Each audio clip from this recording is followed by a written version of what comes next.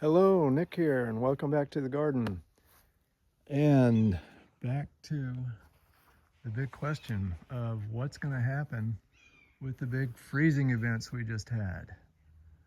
But first, before I get to that, let me just apologize for that first video. Moving the camera around so much like that made me dizzy just watching it. So I'm going to try to improve on that now. All right, back to this. Yeah, we had some freeze damage. You can see on this Mexican sunflower, we had record-breaking early November cold weather here. It froze. We had a pretty good freeze this morning. It lasted maybe a couple of hours. This little bird bath right here was frozen over with a thin layer of ice on the surface, and we could see frost on a lot of these plants, and the roof up here had a lot of frost. So that's how cold it got. But you know, overall, I think we survived it okay without too much damage. There's some damage up there on the papaya, but overall, I think the papaya is fine.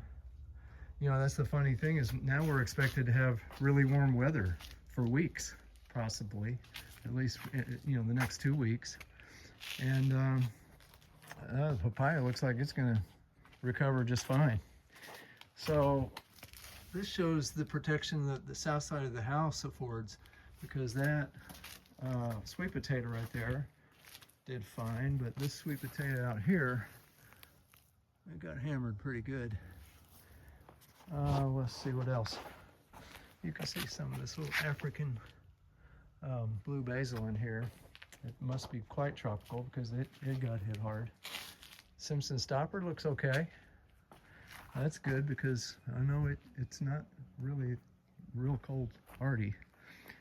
The green form of the cranberry hibiscus took a pretty good hit, but down in the body of it down here, closer to the ground, you can see that it's fine. It's going to carry on, so I'll probably just prune back all this dead stuff and use it for chop and drop. So far, I would say my least cold tolerant plant must be this Cuban oregano, because it really got hammered pretty good. Although even it did not die. I mean, if you look down into it, it's fine. It's going to be recovering from this just fine. I'll just prune off the dead stuff and use it for chop and drop. What I'm real curious is how my figs did.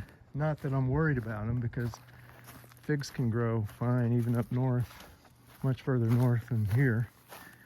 But let's go take a look at them. Sometimes it gets cold enough here to kill your figs all the way back to the ground, and then they spring back up from there in the spring. Oh, well, this is looking pretty good. I'm not seeing any damage. That's a Olympian fig that we have. And this is a brown turkey. These young plants were tiny little plants when I planted them back in the spring. They did pretty good this year. And this is a Celeste. Maybe it's a little dark. Might be a little bit damaged. But no, they're fine. It's another Celeste. These figs will be fine. However, in the same bed, you can see the sweet potato got hammered pretty good. I'm sure the underground part is fine.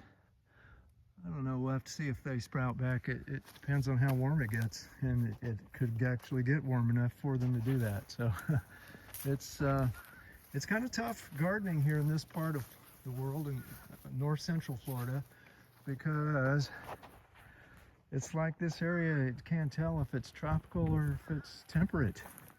But and as a gardener, what are you supposed to do with that exactly? But anyway, that's part of what the kind of things we'll be talking on this channel is when it comes to plant selection for your food forest. Obviously, your hardiness zone and how cold it gets is one of your first considerations you have to look at. And the jury's still out for us as far as a lot of these tropical plants. There's a little bit of damage, it looks like, to that. That's a burro banana. called a plantain. It's not technically a plantain, but it's called a plantain here in the US because you can eat that banana green or ripe. But you can eat it green like a, you know, traditional tropical plantain. And then these over here, this is Namwa. I'm not sure if we'll, you know, focus too much on tropical plants here. There's plenty of temperate plants we can grow. So we don't have to go with the tropical. And again, there's a little damage from the cassava, but overall that cassava looks pretty good. Canna lilies burnt a little bit, but overall not too bad. As far as the Mexican sunflowers getting burnt by the frost, that's no big deal at all. I expect that every year for them to die all the way back to the ground. Then in the spring they'll start growing again, and if I don't prune them, they can grow 20 feet tall in one season, and that's no exaggeration. So that's just part of it. And one thing that's kind of nice about them freezing a little bit is you can do your cuttings for your chop and drop after a good hard freeze, and they're going to be less likely to sprout new plants wherever you drop that material,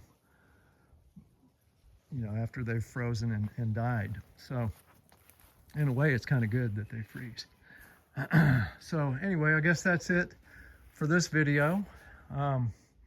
Until next time, everybody, happy gardening.